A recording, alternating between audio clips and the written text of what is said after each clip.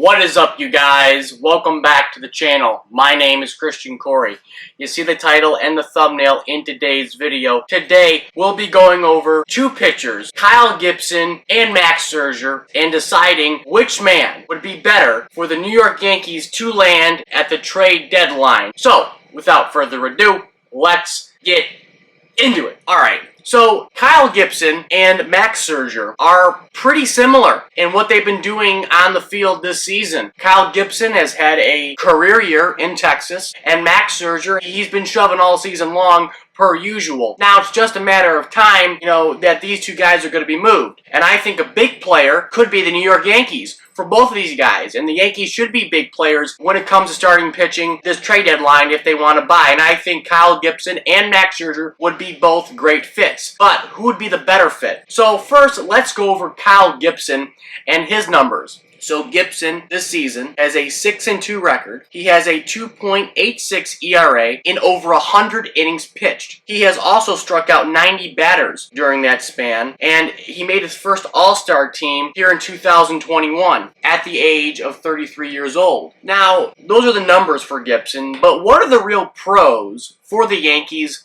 when it comes to acquiring Gibson besides the numbers? Well, first off, Gibson has a club-friendly contract for the next 2 seasons, which is great for the Yankees. The Yankees aren't looking for a rental. They're looking for a guy who can stay in New York for 2 to 3 years. I mean, that's just the way it is. I think getting a guy like Gibson with a club-friendly contract who has an extra 2 more years attached to it would be a great thing for the Yankees. Now, Gibson will get paid $10 million this season, but in 2022, he's only getting paid $7 million. So $10 million this year, and then it drops down to $7, which is great for the Yankees because the Yankees do not want to go over that luxury tax because Gibson originally signed a 3-year, $28 million contract in the 2019 and 2020 offseason, and it looks like this deal was constructed to be front-loaded, meaning he got more money up front versus in the back end. Like a lot of big contracts, Miguel Cabrera's, Mike Trout's, I think Tatis is like that, Harper's. A lot of these big contracts for big superstars, they're backloaded. So that means they get paid, 28, 30 million in their 6th, 7th year. So the way Kyle Gibson's contract is constructed, being front-loaded versus back-loaded, this is a great thing for the Yankees.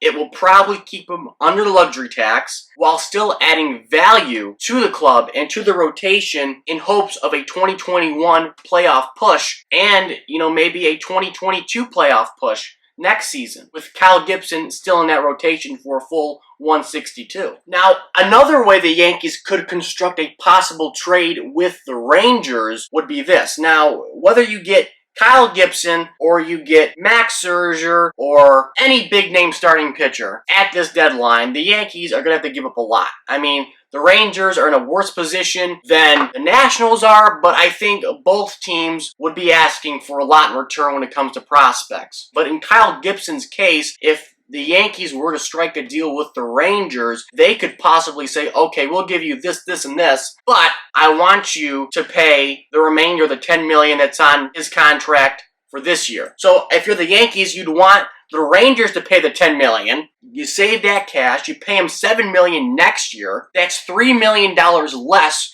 you're throwing out to a pitcher who could possibly just be a 1.5-year rental, but you can save the money, and then if you like him, being Kyle Gibson, you can re-sign him after 2022 is over. So I think Kyle Gibson would be a great fit for the Yankees. He's sexy for the Yankees in the fact that his contract favors what the Yankees are trying to do. They're trying to add valuable starting pitching, but somebody who also won't cost them an arm and a leg, and who will keep them under the luxury tax and allow them to make other moves possibly at the deadline.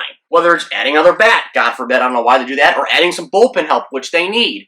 Or maybe another starting pitcher. Maybe they add 2 starting pitchers if they were really smart here at this 2021 trade deadline. So those are my pros when it comes to Kyle Gibson getting dealt to the Yankees. So, of course, Kyle Gibson comes with a lot of pros for the Yankees if they were to get this man at the deadline. But again, Kyle Gibson does come with a lot of cons. The only con about Gibson is that he really has very little postseason experience. He has a 27 ERA in the postseason. He's given up 3 earned runs in only 1 inning of work in his postseason career. And that 1 inning of work was in the 2019 ALDS versus, of all teams, the New York Yankees. So maybe if you're Gibson, you can use the analogy of, hey, if you can't beat them, join them. So those are my pros and cons for Kyle Gibson when it comes to being dealt to the New York Yankees. A nice solid pitcher, a guy who's, having a career year. Hopefully he can continue that in New York, and maybe they could re-sign him after next season is over. Now let's go over Max Scherzer and his pros and cons when it comes to possibly being dealt to the big bad Yankees. So Max Scherzer this season, he is 7-4, has a 2.83 ERA. So his ERA is virtually the same as Kyle Gibson. Kyle Gibson is 2.86. He's 2.83. In over 100 innings pitched this season, he has 142 strikeouts, in which he made his 8th All-Star team. So the record, the ERA, the amount of innings pitched are virtually the same when it comes to Kyle Gibson and Max Scherzer. The only difference is that Max Scherzer strikeout total is obviously eye-popping. And y'all know Max Scherzer's a bulldog on the mound. Yeah, he's a strikeout machine. Snot blowing, face beating red. I mean, he has the one blue eye, the one brown eye, and when he gets on the mound, they turn to red. And he's very intense and very intimidating, and that's what I think the Yankees need in the postseason. They need that type of mound presence. He's won a World Series. He's been there. He's won it fair. He's lost World Series before, back in 2012 with the Tigers. Now, Scherzer has been to the playoffs 7 different times. 2011, 2012, 2013, 2014, 2016, 2017, and 2019. As a career postseason pitcher, Max Scherzer is 7-5. He has a 3.38 ERA and has 137 postseason strikeouts in 112 postseason innings pitched. So, he has experience. He's battle-tested. This would be a great fit for the Yankees if you get Max Scherzer. The pure experience factor will add well-needed value for the New York Yankees club and that starting rotation. Garrett Cole's a bulldog. No doubt about it, but you only got one bulldog on that staff. Nobody else on that staff has the type of kahunas that Cole and Scherzer have. The 1-2 punch in that postseason would be deadly if they could get Max Scherzer. Now, the only con when it comes to Max Scherzer is that he's a rental. If you don't make the postseason, you got him until August and September. So he's a 2-month rental if you don't make the postseason.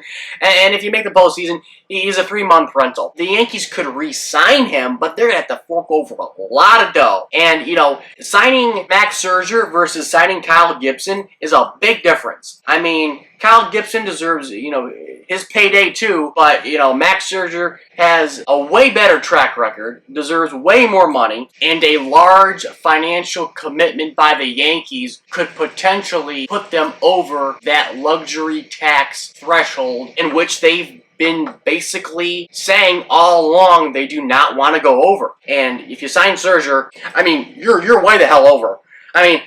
This guy is going to be a $100 million guy, even if you sign him for 3 years. But there's one thing that could be in the Yankees' favor when it comes to the probability of them re-signing Max Scherzer next offseason. Now listen to this. Scherzer has a upcoming deferred contract from the Washington Nationals, which in total is worth $105 million for 7 years, starting in 2022, in which Scherzer would get paid $15 million per year for the next 7 years by the Nationals, ending in 2028.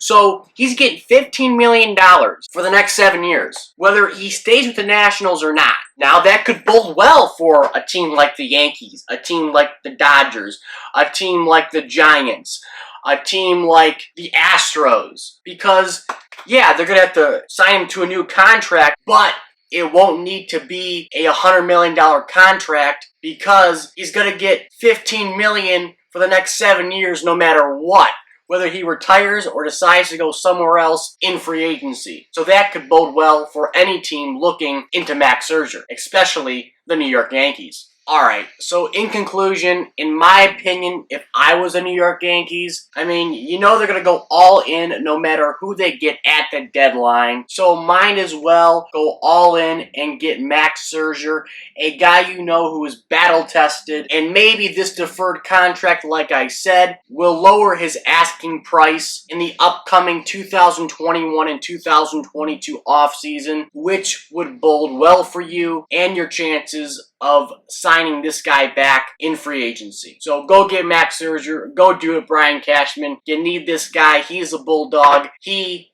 is the answer to your problems. That's all I got for today's video. Like, comment, and subscribe. Comment down below your thoughts. Hit the red button. It is free.